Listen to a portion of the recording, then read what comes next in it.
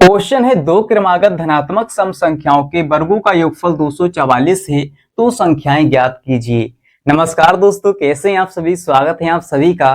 दोस्तों आज के इस वीडियो में हम क्लास 10th मैथ के जो आपका चैप्टर नंबर 4 है यानी कि द्विघात समीकरण के कुछ इंपॉर्टेंट क्वेश्चनों को बहुत ही बिंदास तरीके से सॉल्व करना सीखेंगे और जो कि दोस्तों आपके बोर्ड एग्जाम में कई बार पूछे गए हैं। जैसे कि दोस्तों यहाँ पर देखिए, ये सवाल आपके बोर्ड एग्जाम 2016 और 2022 के पेपर में आया हुआ है। ठीक है, वो भी एक नहीं दो नहीं चार चार नंबर के ये सवाल पूछे गए हैं। तो वीडियो बहुत ही इंटरेस्टिंग और बहुत ही मजेदार होने वाला है। इस वीडियो को आप पूरा जरूर देखिए, जिससे कि दोस्तों आप इस तरह के सभी सवालों को अपने बोर्ड एग्जाम में बहुत ही आसानी से सॉल्व कर पाएं। तो चलिए शुरू करते हैं। यहाँ पर दोस्तों हमसे कहा गया है कि दो क्रमागत धनात्मक सम संख्याओं के वर्गों का योगफल कितना है, 244 है। अब इस तरह के सवाल दोस्तों बहुत ही सिंपल होते हैं, बहुत ही आसान होते हैं अगर आप एक बात समझ जाते हैं तो। ठीक है, और इस तरह के सवाल बोर्ड एग्जाम में बहुत ज्यादा पूछे जाते हैं। ठीक है, लेकिन बच्चे गलती कहाँ पर करते हैं सर इस तरह के सवालों में, आइए हम समझते हैं। देखिए, उनको इतनी बात तो समझ में आ जाती है कि सर कोई भी दो संख्या हमें ज्ञात करनी है। ठीक है, यहाँ पर कह रहा है दो संख्याएं, ठीक है, यानी दो क्रमागत धनात्मक सम संख्याएं। तो इतनी बात तो उनको समझ में आ जाती है कि दो संख्या हमें ज्ञात करनी है, लेकिन दोस्तों उनको समझ में नहीं आता है कि सर क्रमागत का मतलब क्या होता है। आइए समझते हैं कि क्रमागत का मतलब क्या होता है। क्रमागत का मतलब होता है दोस्तों क्रम से आने वाली, जैसे कि एक के बाद आता है दो और दो के बाद आता है तीन और तीन के बाद आता है चार। ठीक है, ऐसे ही करके आगे भी। तो ये सभी क्या है, क्रमागत है, क्रम से आने वाली। ठीक है, जैसे यहाँ पर मैं बात करूं, पहले मैंने दो ले लिया, अब मैं कहूं दो के बाद हमें क्रमागत लेना है। ठीक है, यानी सम संख्या लेना है। तो पहली सम संख्या ये हो गई, दूसरी हो जाएगी चार और तीसरी हो जाएगी 6। ये क्या है, क्रमागत सम संख्या है। ठीक है, और क्या है, धनात्मक है। ये भी प्लस का है, ये भी प्लस का है, ये भी प्लस का है। ठीक है, तो इस सवाल में कुछ ऐसा ही कहा गया है हमसे कि दो क्रमागत धनात्मक सम संख्याओं के वर्गों का योगफल 244 है, यानी कि इन्हीं में से कोई भी संख्याएं जो है क्रमागत धनात्मक सम संख्याएं होने वाली हैं। ठीक है, आगे भी हो सकती हैं। तो चलिए हम क्या करेंगे, इसको बहुत ही बिंदास तरीके से सॉल्व करेंगे, जिससे कि दोस्तों आप एक ही बार में इस तरह के सवालों को सॉल्व करना सीख जाएं। तो आइए दोस्तों हम इस सवाल को सॉल्व करते हैं बहुत ही बिंदास तरीके से। देखिए, यहाँ पर सबसे पहले लिखेंगे हल। ठीक है, इसके बाद मैथ में दोस्तों क्या होता है, जो हमें नहीं पता होता उसको हम क्या करते हैं, मान लेते हैं, एज्यूम करते हैं। ठीक है, तो अभी तो हमें दोस्तों नहीं पता है कि दो संख्या कौन कौन सी होंगी। हम क्या करेंगे, यहाँ पर मान लेंगे कि माना पहली संख्या x और दूसरी संख्या यहाँ पर हो जाएगी x+2। पहली हो जाएगी x और दूसरी हो जाएगी x+2। अब दोस्तों यहाँ पर आपके मन में सवाल आएगा, सर x तो सही है हमारी पहली संख्या, लेकिन आपने ये दूसरी संख्या x+2 क्यों मानी है। इसका क्या रीजन है, इसका क्या कारण है ना। x+1 भी तो हो सकती है, x+1 भी तो हो सकती है दूसरी वाली संख्या। तो आइए समझते हैं इस कंसेप्ट को। देखिए, यहाँ पर दोस्तों अगर हम पहली संख्या x लेंगे तो दूसरी संख्या यहाँ पर हमें x+2 ही माननी पड़ेगी। क्यों माननी पड़ेगी, देखिए यहाँ पर कहा गया है दो क्रमागत। ठीक है, यानी कि दो क्रमागत क्रम से आने वाली संख्याएं, कह रहा धनात्मक। ठीक है, यानी कि प्लस वाली संख्या ही चलेगी, माइनस वाली संख्या यहाँ पर नहीं चलेगी। इस बात को आप याद रखेंगे। इसके बाद कह रहा है सम। ठीक है, तो जो भी संख्या आएगी वो सम ही आएगी, विषम संख्या यहाँ पर नहीं आएगी। ये बात भी क्लियर हो गई है। देखिए यहाँ पर दो बातें क्लियर हैं, माइनस नहीं होगा और ना ही विषम संख्या होगी। ठीक है, और इसके बाद दोस्तों देखिए, अगर हम पहली संख्या मान लीजिए हमारी पहली संख्या x है और x का मान आ गया, जैसे 8 आ गया। ठीक है, x का मान मान लीजिए 8 आ गया या 10 आ गया, भाई हमारा सम ही आएगा, विषम नहीं आ सकता है, क्योंकि सवाल में कहा है सम संख्याओं। तो सम संख्याएं तो यही होती है ना, है ना। तो आपको इतनी बात क्लियर है कि जो भी संख्या हमारी आएगी वो सम ही आएगी, विषम संख्या यहाँ पर नहीं आएगी सर, है ना, और ना ही माइनस वाली आएगी।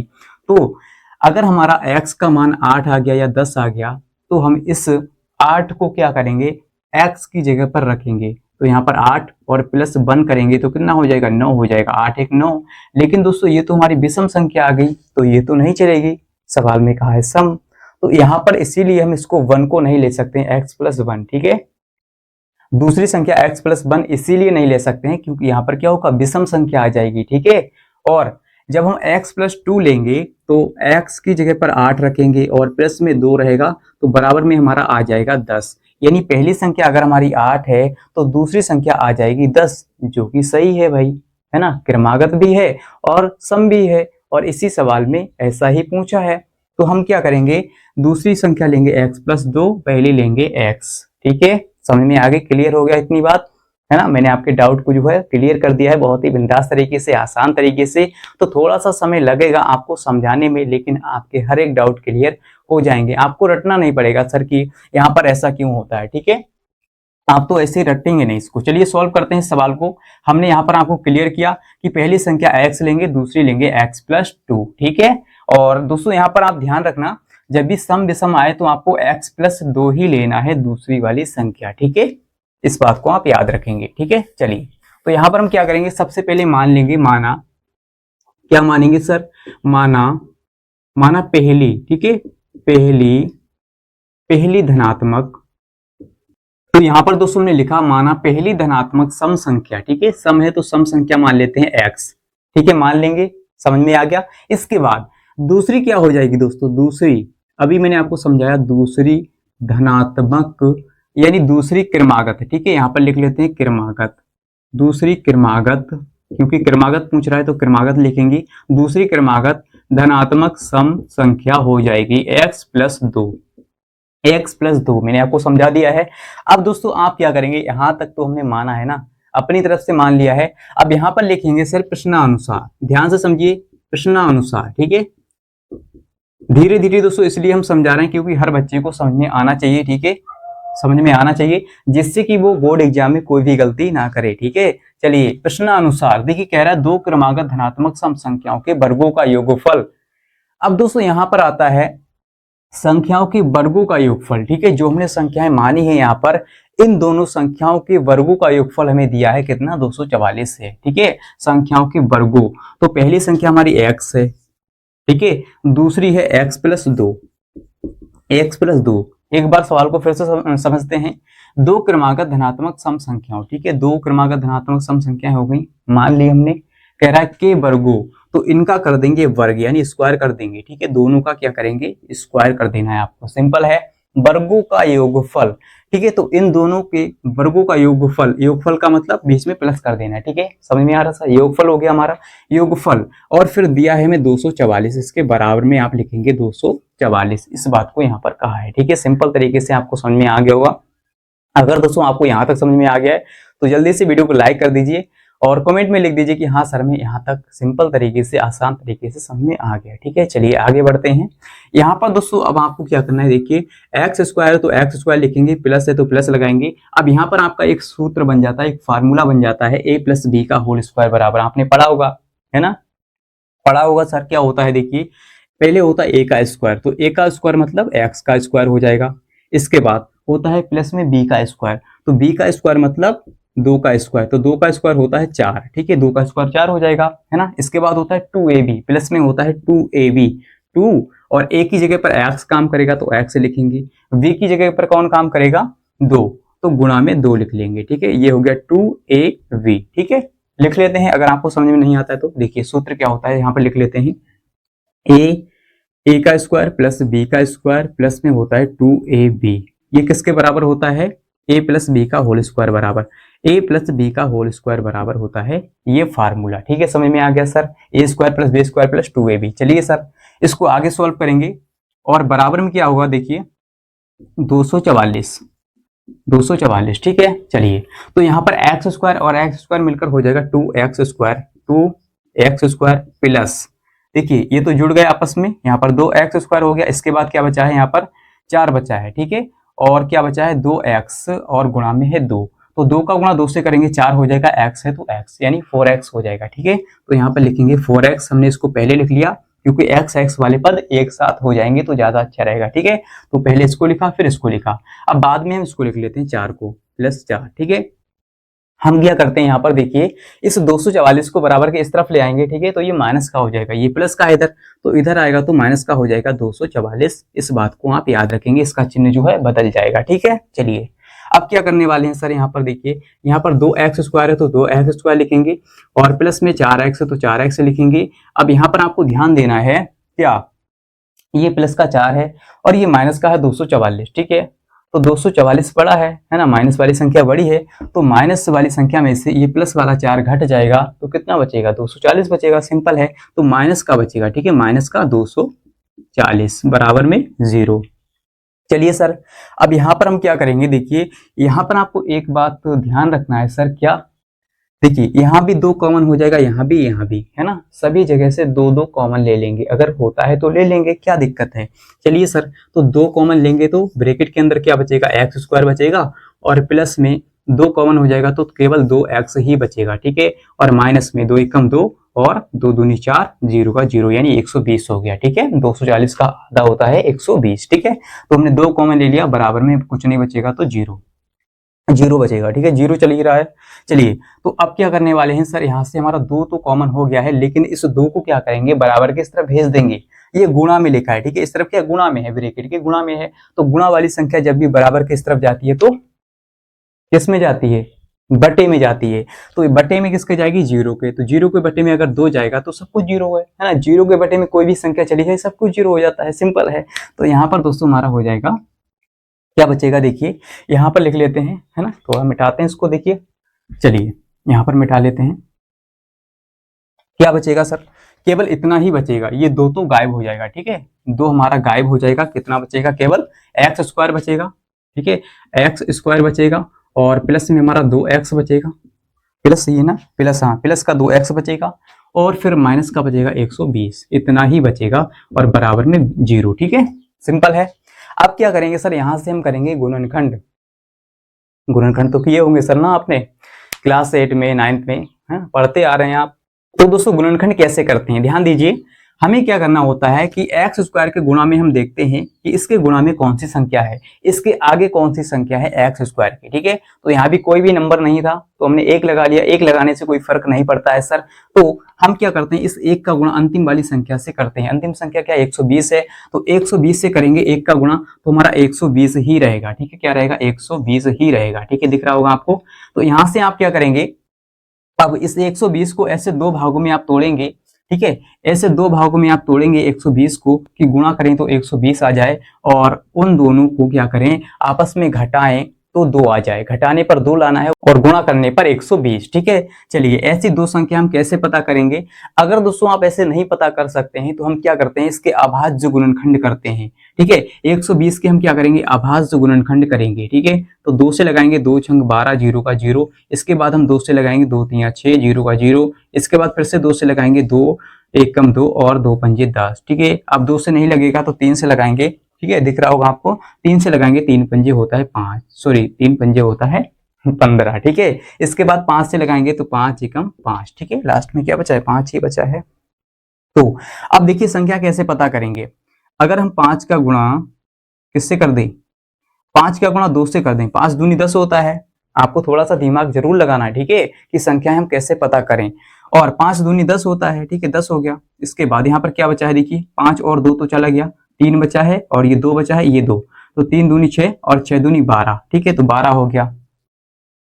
अब दोस्तों आप ध्यान दीजिए, अगर हम 12 में से 10 घटाएंगे कितना बचेगा, 2 बचेगा ना, हमें घटा के 2 लाना है, ठीक है, घटाने पर क्यों लाना है, क्योंकि यहाँ पर माइनस है, दिख रहा है ना, यहाँ पर माइनस है सर, इसीलिए हमें घटा के लाना है, ठीक है। अगर प्लस होता तो जोड़ के लाना होता। तो यहाँ पर हम क्या करेंगे, देखिए संख्या हमें पता चल गई है 12 और 10, इसकी गुणा करेंगे, 12 और 10 की 120 हो जाएगा, और 12 में से 10 जाएगा तो 2 बचेगा। तो चलिए इसको सॉल्व करेंगे, ठीक है।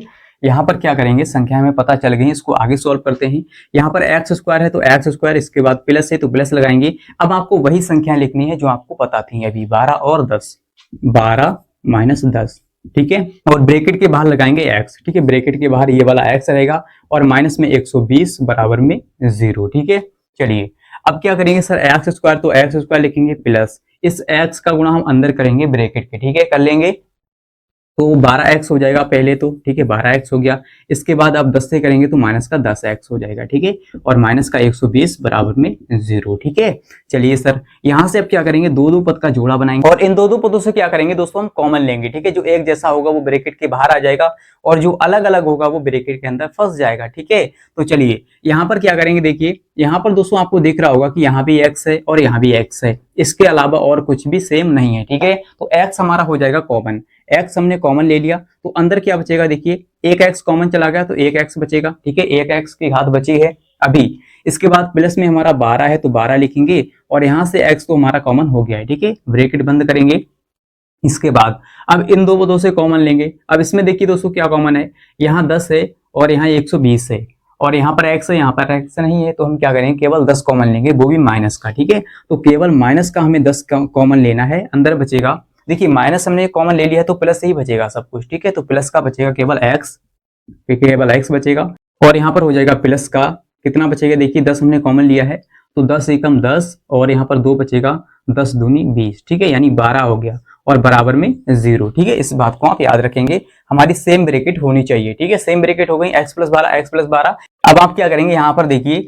x माइनस 10 को लिखेंगे एक ब्रैकेट में, x माइनस 10 हो गया एक ब्रैकेट में और इसको एक जगह पर कॉमन लेंगे x प्लस 12। ठीक है, x प्लस 12 को एक ब्रैकेट में लिखेंगे बराबर में 0। अब यहाँ से दोस्तों आप क्या करेंगे, देखिए यहाँ पर आप क्या करेंगे, एक बार x माइनस 10 बराबर 0 रखेंगे, तब क्या होगा दोस्तों, तब हो जाएगा x बराबर प्लस का 10। ये माइनस का है, बराबर के उस तरफ जाएगा तो प्लस का 10 हो जाएगा, तो हमारा x का मान आ गया है कितना, 10 आ गया। ठीक है, अब एक बार आप क्या करेंगे, एक बार आप x प्लस 12 बराबर 0 रखेंगे तो यहाँ से हो जाएगा x बराबर माइनस का 12। ठीक है, माइनस का 12 हो जाएगा, आपको दिख रहा होगा, देखिए यहाँ पर क्यों होगा माइनस का 12, क्योंकि ये प्लस का है, इधर जाएगा तो माइनस का 12 हो जाएगा। और दोस्तों आपको ध्यान देना है, यहाँ पर आपके x के 2 मान आए। ठीक है, तो आपको कौन सा वाला मान लेना है x का, इस बात को आप कैसे पता करेंगे सर। तो यहाँ पर दोस्तों आपसे कहा था कि सवाल को पढ़ते हैं तभी आपको पता चल जाएगा कि हमें कौन सी संख्या लेना है। देखिए दो क्रमागत धनात्मक, ठीक है, दो क्रमागत धनात्मक सम संख्या हमें ज्ञात करनी थी। तो धनात्मक का मतलब होता है प्लस वाली संख्या, ना कि माइनस वाली। ठीक है, तो माइनस वाली संख्या छोड़ देंगे और जो प्लस वाली होगी वही संख्या हम केवल लेंगे। ठीक है, तो हमारा x का मान आ गया 10, यानी पहली संख्या जो है हमारी वो क्या है, 10 है। और देखिए यहाँ पर 10 आ गई पहली, तो दूसरी क्या हो जाएगी, देखिए यहाँ पर 10 रखेंगे x की जगह पर, तो 10 प्लस 2 हो जाएगा 12, तो दूसरी संख्या हमारी आ जाएगी 12 और पहली आ गई हमारी 10। ठीक है, इस तरह से आपको संख्याएं पता चल गई, है ना। तो अगर दोस्तों आपको यहाँ तक समझ में आ गया तो जल्दी से वीडियो को लाइक शेयर कर दीजिए और कमेंट में लिख दीजिए कि हाँ सर हमें यहाँ तक ये पहला सवाल बहुत ही बिंदास तरीके से समझ में आ गया है। ठीक है, चलिए तो यहाँ पर हम लिखेंगे कैसे, लिखेंगे ऐसे कि अतः संख्याएं, अतः संख्याएं, संख्याएं दोस्तों क्या हो जाएंगी 10, 12 हैं। इस तरह से आप लिख लेंगे, अतः संख्याएं 10 और 12 हैं। ठीक है, सिंपल तरीके से समझ में आ गया होगा। चलिए हम सवाल नंबर 2 की ओर बढ़ते हैं। तो आइए दोस्तों अब हम सॉल्व करने वाले हैं क्वेश्चन नंबर 2, जो कि बोर्ड पर लिखा हुआ है। देखिए सवाल को पढ़ते हैं, क्या है, ऐसी दो संख्याएं ज्ञात कीजिए जिनका योग कितना हो 27 हो और गुणनफल 182 हो। ठीक है, और ये सवाल दोस्तों आपका बोर्ड एग्जाम जो है 2022 के पेपर में पूछा गया और बहुत ज्यादा पूछे भी जाते हैं, वो भी 4 नंबर का। ठीक है, तो बहुत ही इंपॉर्टेंट सवाल है, ध्यान से समझिए। जब आप एक बार इसको समझ जाएंगे तो बहुत ही आसानी से आप इस तरह के सभी सवालों को सॉल्व कर पाएंगे। ठीक है, चलिए यहाँ पर दोस्तों हमसे पूछ रहा है ऐसी दो संख्याएं, ठीक है, दो संख्याएं हमें ज्ञात करनी है। तो यहाँ पर अभी तो हमें पता नहीं है, हम क्या करेंगे, मान लेंगे, एज्यूम करेंगे, है ना। मैथ में यही फायदा होता है, मान लेते हैं कि माना पहली संख्या x और दूसरी संख्या y। ठीक है, इस तरह से मान लेंगे। तो यहाँ पर लिखेंगे हल, ध्यान से समझिएगा, यहाँ पर लिखेंगे हल। अब लिखेंगे माना पहली संख्या, ठीक है, माना पहली संख्या। दोस्तों पहली संख्या हम मान लेते हैं x, है ना, आप चाहे तो कुछ भी मान सकते हैं, यहाँ पर हमने x मान ली है। इसके बाद दूसरी संख्या हो जाएगी हमारी, ध्यान से समझिए, दूसरी संख्या हो जाएगी y। ठीक है, y मान लेते हैं, क्लियर है यहाँ तक। अब हम लिखेंगे यहाँ पर प्रश्नानुसार, क्या लिखेंगे, प्रश्नानुसार। अभी हमने केवल माना था, ठीक है, अब लिखेंगे प्रश्नानुसार, यानी प्रश्न के अनुसार चलेंगे। सबसे पहली शर्त क्या है, देखिए कह रहा है ऐसी दो संख्या ज्ञात कीजिए जिनका योग 27 हो। सबसे पहली शर्त यही है, जिनका योग 27 हो। तो इनका, जिनका मतलब इनका योगफल कितना हो, 27 हो। तो इनका हम कर देंगे योगफल, जो हमने संख्याएं मानी है। ठीक है, तो पहली संख्या हमारी x है और दूसरी है y।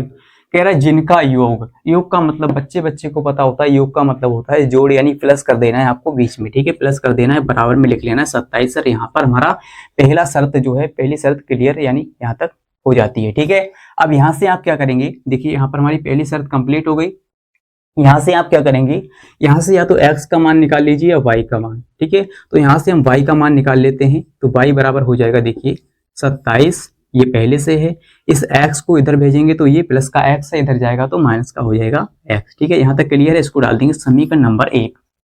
समझ में आ गया सर, समझ में आ गया। अगर आ गया तो जल्दी से वीडियो को लाइक शेयर कीजिएगा और हाँ कमेंट में लिख दीजिए कि हाँ सर हमें समझ में आ गया है ना, जिससे हमें पता चलता है कि आपको समझ में आ रहा है या नहीं, या ऊपर से निकल रहा है। ठीक है, तो कमेंट में बताना कि हाँ सर समझ में आ गया। ठीक है, और अगर दोस्तों के साथ शेयर नहीं किया तो शेयर भी कर दीजिए, ताकि उनको भी कोई फायदा, थोड़ा फायदा मिल सके। ठीक है, चलिए, तो इसके बाद क्या सेकंड वाली शर्त है, कह रहा और गुणनफल 182 हो, है ना, दोनों संख्याओं का गुणनफल 182 होना चाहिए और योगफल 27 होना चाहिए। तो चलिए अब सेकंड शर्त की ओर आते हैं कि गुणनफल 182 करेंगे, ठीक है, दोनों संख्याओं का। तो पहली संख्या x है, यहाँ पर लिखते हैं तथा, तथा क्या कह रहा है, दोनों संख्याओं का गुणनफल। तो पहली संख्या x है, ठीक है, और दूसरी संख्या क्या है, y, तो यहाँ पर लिखेंगे y। अब कह रहा है जिनका गुणनफल, है ना, यानी दोनों संख्याओं का गुणनफल। तो गुणनफल का मतलब बीच में गुणा कर देंगे और बराबर में लिख लेंगे 182। हमें गुणनफल कितना दिया है, 182 दिया है सर, इसी बात को सवाल में कहा है। ठीक है, चलिए, तो यहाँ से इसको डाल देंगे समीकरण नंबर 2, समीकरण नंबर 2, है ना, समझ में आ गया सर। अब क्या करेंगे, देखिए समीकरण नंबर 1 से, समीकरण नंबर 1 से y का मान समीकरण नंबर 2 में रखेंगे। चलिए रखते हैं, यहाँ पर लिखेंगे समीकरण, समीकरण 1 से y का मान समीकरण 2 में रखने पर इस तरह से लिखेंगे। चलिए, समीकरण 2 क्या है, x गुणा में है y और बराबर में है हमारा 182। ठीक है, तो y की जगह पर हमें रखना है y का मान। समझते रहिए, थोड़ा सा स्पीड बढ़ाते हैं जिससे कि ज्यादा समय ना लगे। ठीक है, लेकिन आपको समझ में सब कुछ आ जाएगा। ठीक है, चलिए, तो यहाँ पर है देखिए y का मान कितना है, 27। देखो पहले x लिखेंगे गुणा, y की जगह पर रखेंगे 27 माइनस x। ठीक है, 27 माइनस x और ब्रैकेट बंद करेंगे, बराबर में लिखेंगे 182। ठीक है, 182 y की जगह पर y का मान। अब यहाँ पर इसको सॉल्व कर लेते हैं, जगह नहीं है तो क्या करें सर, इधर करेंगे ना सॉल्व। चलिए सर, यहाँ पर क्या हो जाएगा, देखिए 27 जो माइनस x है इसका अंदर यानी बाहर गुणा करेंगे इस x से। ठीक है, तो पहले तो 27 से करेंगे तो 27x हो जाएगा, है ना, यहाँ पर x का गुणा 27 से करेंगे तो 27x हो जाएगा, 27x हो गया। ठीक है, इसके बाद x का गुणा अब माइनस x से करेंगे तो माइनस का x स्क्वायर हो जाएगा, तो माइनस का हो गया सर x स्क्वायर। ठीक है, 2 घात हो जाएगी इसकी। बराबर में क्या है सर, 182 चल रहा है तो 182 हम बराबर में लिख लेंगे। ठीक है, आप चाहते तो इसको हम इस तरफ उठा के ले आते, अब की बार में ले आएंगे। ठीक है, चलिए, तो यहाँ पर है सर 27x माइनस का है x स्क्वायर और इस 182 को क्या करेंगे, बराबर की इस तरफ लाएंगे तो ये माइनस का हो जाएगा 182। ठीक है, बराबर की इस तरफ ले आएंगे सभी को, तो 182 हमारा हो गया माइनस का, बराबर में कुछ नहीं बचेगा तो 0 बचेगा सर, है ना, 0 बचेगा, कुछ नहीं बचेगा, तो सिंपल है ना। चलिए, अब यहाँ से आप क्या करेंगे सर, इसको हम क्या करेंगे, देखिए यहाँ से माइनस चिन्ह कॉमन लेंगे। ठीक है, माइनस चिन्ह कॉमन लेंगे, या पहले हम क्या करते हैं, इसको एक व्यवस्थित यानी ढंग से लिख लेते हैं, क्रम में लिख लेते हैं। आपने कभी इस तरह से समीकरण लिखा हुआ देखा है, द्विघात समीकरण नहीं देखा होगा ना, कैसे देखा होगा, ऐसे देखा होगा। देखिए पहले होगा क्या, एक्स स्क्वायर होगा तो माइनस का एक्स स्क्वायर है तो माइनस का एक्स स्क्वायर लिखेंगे। फिर आपने देखा होगा ये प्लस का 27x है तो 27x लिखेंगे। ठीक है, फिर आपने देखा होगा जो संख्या होती है वो लास्ट में होती है, 182 लास्ट में लिख लेंगे, बराबर में 0। ठीक है, क्लियर है सर। अब आपको क्या करना है सर, यहाँ से माइनस चिन्ह को गायब करना है। कभी आपने देखा कि माइनस चिन्ह आगे लगा हो एक्स स्क्वायर के, नहीं देखा होगा ना, तो हम क्या करेंगे, इस माइनस चिन्ह को हटा देंगे, गायब कर देंगे। कैसे करेंगे, देखिए आपको क्या करना है, इस माइनस चिन्ह को यहाँ से कॉमन ले लेना है सर। कॉमन का मतलब ब्रैकेट के बाहर कर लेंगे और जब कॉमन हो जाएगा तो ये जो है ना प्लस का बन जाएगा, एक्स स्क्वायर प्लस का हो जाएगा। तो यहाँ पर ये प्लस का हो गया और ये हो जाएगा माइनस का 27x। यानी कहने का मतलब ये है, जो संख्या प्लस की होगी वो माइनस की हो जाएगी और जो माइनस का होगा वो प्लस का हो जाएगा। ठीक है, ऐसा होता है कॉमन लेने पर माइनस चिन्ह। चलिए, अब इस ये भी दोस्तों हमारा प्लस हो जाएगा, 182 प्लस का हो गया। ठीक है, और बराबर में सर ब्रैकेट बंद करेंगे, बराबर में 0। क्लियर है यहाँ तक, है ना। अब क्या करने वाले हैं सर, माइनस चिन्ह को बराबर किस तरफ भेज देंगे, 0 किधर चला जाएगा। ठीक है, कहेंगे ये सर उधर चला जा, तो वो उधर चला जाएगा और क्या बचेगा, कुछ भी नहीं, ये बचेगा, केवल ये बचेगा, एक्स स्क्वायर बचेगा और माइनस का 27x बचेगा और प्लस का 182 बचेगा, 182 बराबर में 0। ठीक है, क्या करने वाले हैं सर, कुछ पता चल रहा है यहाँ पर क्या कर रहे हैं हम क्या कर रहे हैं यहाँ पर, अब करेंगे इसकी गुणनखंड, है ना, एक्स स्क्वायर माइनस का 27x प्लस का 182 बराबर में 0। ये तो गुणनखंड इसका करेंगे हम। ठीक है, द्विघात समीकरण बन गया। तो गुणनखंड कैसे करते हैं सर, देखिए सबसे पहले हम देखते हैं कि एक्स स्क्वायर के गुणा में कौन सी संख्या है। तो एक्स स्क्वायर के गुणा में कोई संख्या नहीं है तो यहाँ पर क्या होगा, 1 होगा, कुछ नहीं। तो तो हम क्या करेंगे, इस 1 का गुणा अंतिम वाली संख्या से करेंगे 182 से, तो 1 का गुणा 182 से करेंगे, कुछ नहीं 182 ही रहेगा, ठीक है, 182 ही रहेगा। अब दोस्तों आपको क्या करना है, इस 182 के ऐसे दो खंड करने हैं, यानी ऐसी दो संख्याएं आपको ज्ञात करनी है कि गुणा करें 182 आ जाए और उनको जोड़ें तो 27 आ जाए। जोड़ने पर क्यों लाना है, क्योंकि यहाँ पर प्लस लगा है सर, तो जोड़ने पर 27 आ जाए, गुणा करने पर 182। ऐसी दो संख्या बताइए सर, है ना, तेज है यहाँ पढ़ने में, बताइए सर 182 को तोड़िए दो संख्याओं में। तो अगर आपको नहीं कर मिलता है तो हम क्या करते हैं, इसके आभाज्य गुणनखंड कर लेते हैं, ठीक है, अगर संख्या हम नहीं ढूंढ पाते हैं तो आभाज्य गुणनखंड करेंगे। चलिए कर लेते हैं, आपको दिख रहा होगा, ठीक, यहाँ पर दिख रहा होगा। तो सबसे पहले 2 से लगाएंगे, 2 में 18, 2 एकम 2। इसके बाद देखिए अब 2 से नहीं लगेगा तो 3 से लगाएंगे, 3 से भी नहीं लगेगा, 3 3 9 होता है, फिर 1 बचेगा, तो 5 से तो लगेगा नहीं, 0 5 होता तो 0 5 से लग जाता सर, तो 7 से लगाएंगे, 7 एकम 7 और 7 एकम 7, 2 बचेगा, 7 3 21। अब ये 13 से ही कटेगा, 13 आ गया लास्ट में, तो 13 एकम 13, ठीक है। इस तरह से हम करते हैं अभाज्य गुणनखंड, है ना, समझ में आ गया सर। मैंने आपको सिखा दिया कि अभाज्य गुणनखंड कैसे करते हैं। देखिए यहाँ पर हम संख्या पता करेंगे, तो पहली संख्या तो दोस्तों हमें दिख रही है कि 13 ही हो जाएगी, 13 ही ले लेंगे, थोड़ा सा दिमाग आपको लगाना है। और 7 दूनी होता है 14, 7 दूनी 14, ठीक है, तो 14 गुणा 13 करेंगे तो कितना हो जाएगा, 182 हो जाएगा। और 14 और 13 को जोड़ेंगे तो 27 हो जाएगा सर, ठीक है। तो देखिए 4 और 3 7 और 1 1 2, 27 हो रहा है ना, जोड़ने पर 13 और 14 को, तो संख्या हमें मिल गई हैं। हम क्या करेंगे, इसके गुणनखंड करेंगे, माइनस का देखिए x 27x है तो 27x लिखेंगे, सॉरी 27x नहीं लिखना है, यहाँ पर हमें जो संख्याएं मिली है वही लिखनी है, ठीक है, आपको गलती नहीं करना है सर। क्या करेंगे, जो संख्याएं हमें पता चली है वही लिखेंगे यहाँ पर, इस 27 की जगह पर क्या लिखेंगे, चाहे आप 13 + 14 लिख दो या 14 + 13, ठीक है। चलिए तो 14 + 13 लिख लेते हैं, ब्रैकेट के बाहर x लिखेंगे और प्लस में हमारा 182 है और बराबर में 0 चल रहा है, ठीक है सर, क्लियर है। अब क्या करेंगे, इस x का गुणा अंदर कर लेते हैं, तो यहाँ पर x² है तो x² लिखेंगे पहले, फिर माइनस है तो माइनस लगाएंगे, इस x का गुणा ब्रैकेट के अंदर करेंगे, तो पहले तो 14 से करेंगे फिर 13 से करेंगे, लेकिन याद रखना ये चिन्ह भी पास रहेगा, साथ रहेगा सर, ये माइनस वाला चिन्ह भी साथ रहेगा, तो मैं माइनस का हो जाएगा पहले 14x और फिर हो जाएगा ये माइनस अंदर जाएगा, फिर माइनस का 13x हो जाएगा, ठीक है, क्योंकि ये माइनस का चिन्ह भी अंदर जाएगा तो दोनों ही माइनस के हो जाएंगे, माइनस का 14x माइनस का 13x, सिंपल है सर। और प्लस में हमारा रहेगा 182, सॉरी क्या बन रहा है यार, उर्दू भाषा बन रही, देखिए 82 बराबर में 0, ठीक है। अब क्या करेंगे, देखिए दो दो पद का आपको जोड़ा बनाना है, दो दो पद का, ठीक है, पहले इन दो पदों का फिर इन दो पदों का। तो चलिए सर कॉमन लेते हैं, कॉमन का मतलब होता है कि जो दोनों में आपको मिल जाए एक जैसा, ठीक है, जो एक जैसा होगा वो ब्रैकेट के बाहर और जो एक जैसा नहीं होगा वो ब्रैकेट के अंदर कैद कर लिया जाएगा, ठीक है। चलिए तो यहाँ पर क्या करेंगे, x है तो x को हम क्या करेंगे, बाहर लिख लेंगे, है ना, यहाँ भी x है यहाँ भी x है, तो x को हमने कर लिया बाहर, ये एक जैसा है, ठीक है। अब यहाँ पर बचेगा केवल एक x बचेगा, क्योंकि एक x हमारा कॉमन हो गया, ठीक है। और यहाँ पर देखिए माइनस है तो माइनस, 14 है तो 14, ठीक है, क्योंकि 14 हमारा कॉमन नहीं हुआ है तो ब्रैकेट के अंदर ही रहेगा। इसके बाद यहाँ पर क्या करेंगे, यहाँ पर लेंगे माइनस का 13 कॉमन, माइनस का 13 क्यों लेंगे, क्योंकि 13 से इसको भाग देंगे तो ये कट जाएगा 182, ठीक है, इसलिए। तो यहाँ पर हमारा x बचेगा और ये माइनस का बचेगा, क्योंकि माइनस से हमने कॉमन ले लिया तो माइनस ही अंदर बचेगा। तो देखिए 13 एकम 13 और यहाँ पर बचेगा हमारा 5, 13 पंजे 13 चौके 52, ठीक है, 13 चौके 52 यानी 14 आएगा बराबर में 0।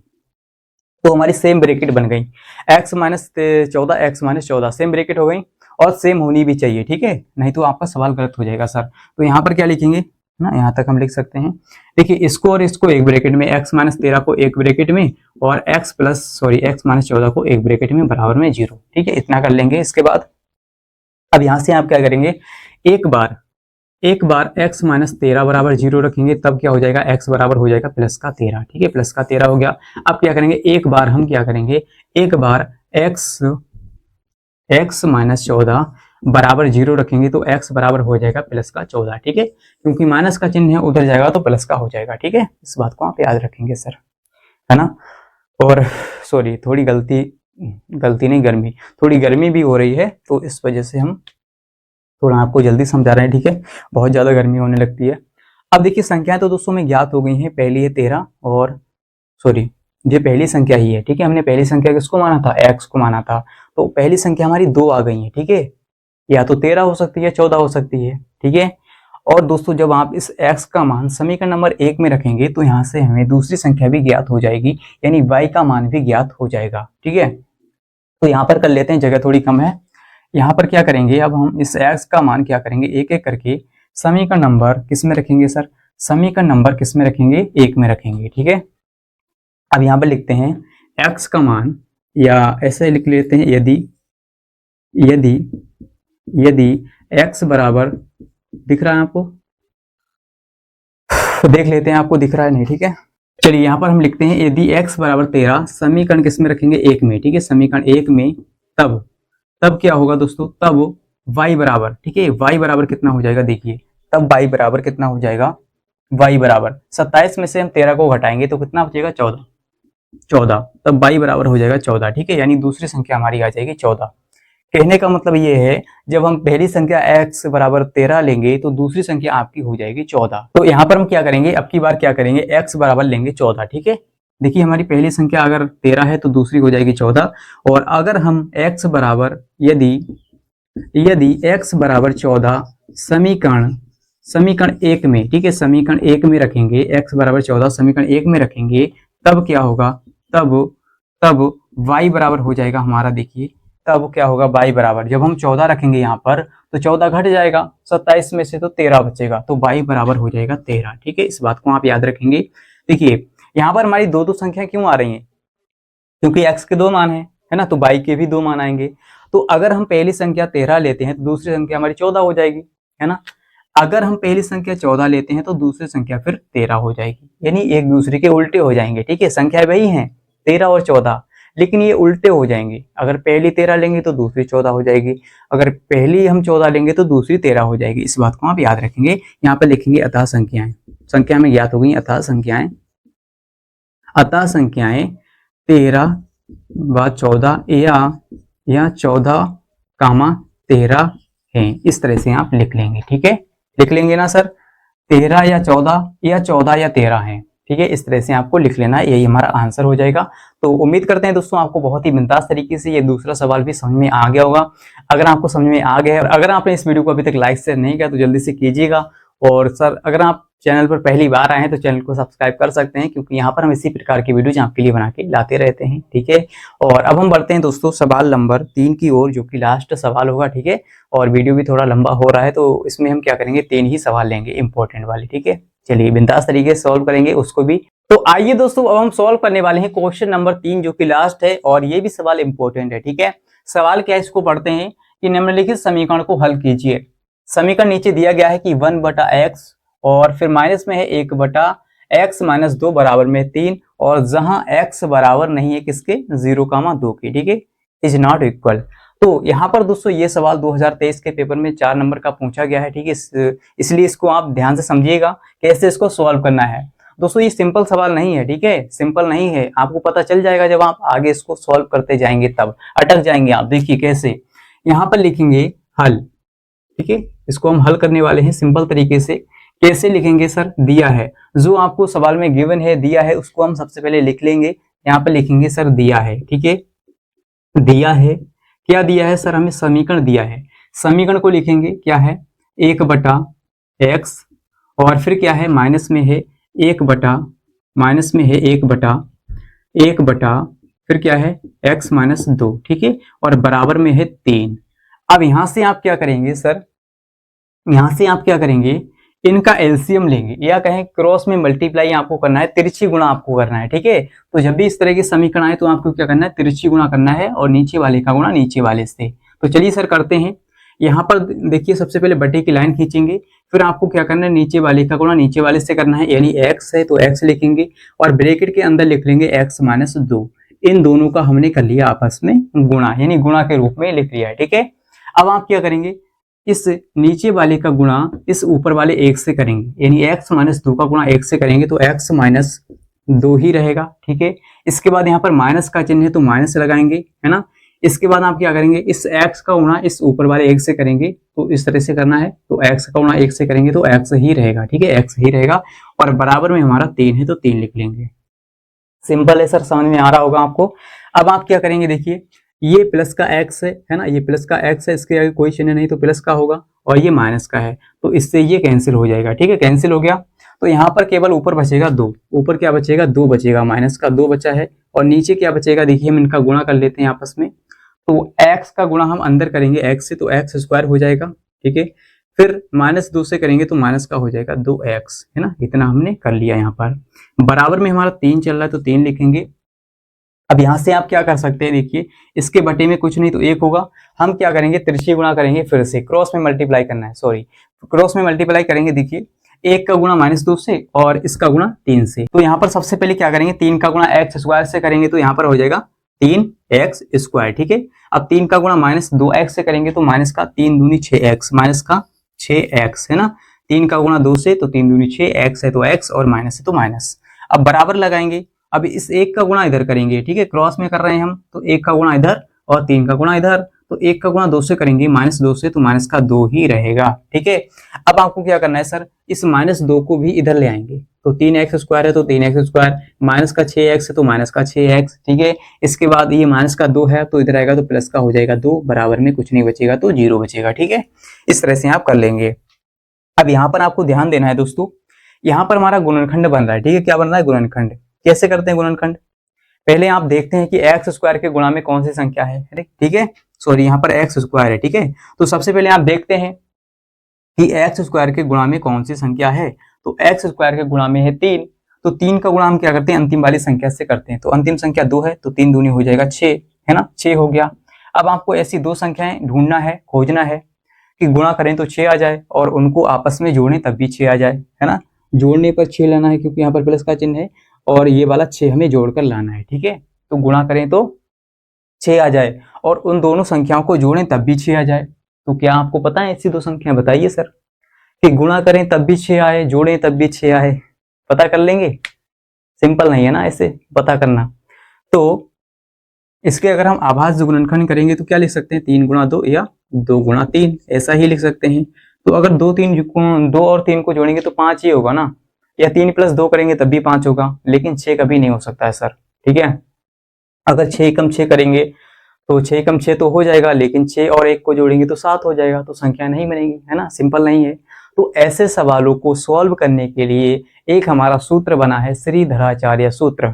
ऐसे द्विघात यानी जो गुणनखंड है, ऐसे गुणनखंडों को सॉल्व करने के लिए हम क्या करते हैं, द्विघात ये सूत्र यानी श्रीधराचार्य सूत्र का प्रयोग करते हैं। ठीक है, तो इसी को हम यहाँ पर प्रयोग करेंगे, यहाँ पर लिखेंगे श्रीधराचार्य सूत्र से। सबसे पहले हम क्या करेंगे, इसका यानी इसकी तुलना करेंगे। ठीक है, इस वाले समीकरण की यहाँ पर लिखेंगे द्विघात समीकरण, द्विघात समीकरण, समीकरण 3x स्क्वायर और माइनस का 6x और प्लस का 2 बराबर 0 की तुलना किससे करेंगे, किससे करेंगे सर, ax स्क्वायर प्लस का bx और प्लस का c बराबर 0 से करने पर, करने पर, करने पर।